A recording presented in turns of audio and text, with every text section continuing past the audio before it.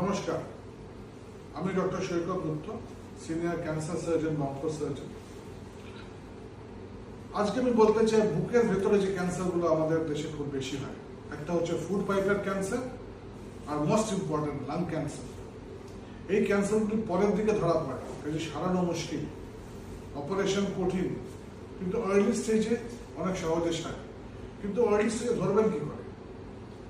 প্রথমে সিমটমগুলিতে আসি। খাবার গিলতে কষ্ট, শ্বাসকষ্ট বা কাশিতে রক্ত বা বুকে ব্যথা, কিন্তু এগুলো পরের দিকে হয়। সিম্পল জিনিস, বছরে একটা করে চেস্ট টেস্ট করাবেন, অ্যানুয়াল হেলথ চেক আপের মধ্যে পড়ে এটা।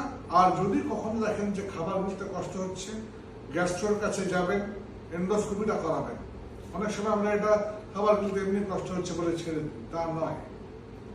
লাং ক্যান্সার মারণ অসুখ, কিন্তু আর্লি স্টেজে ধরা পড়লে সেরে যায়। ইসোফেগাস ক্যান্সার আর্লি স্টেজে সেরে যায়। কাজে অ্যানুয়াল হেলথ চেক আপ করাবেন। প্রবলেম যদি কোনো রকম চেস্টের প্রবলেম ঠিক হচ্ছে না, ডাক্তারের কাছে যাবেন, ইনভেস্টিগেশন, স্ক্যান ইত্যাদি ডিমান্ড করবেন, তবেই আর্লি ধরা পড়বে, তবেই সারতে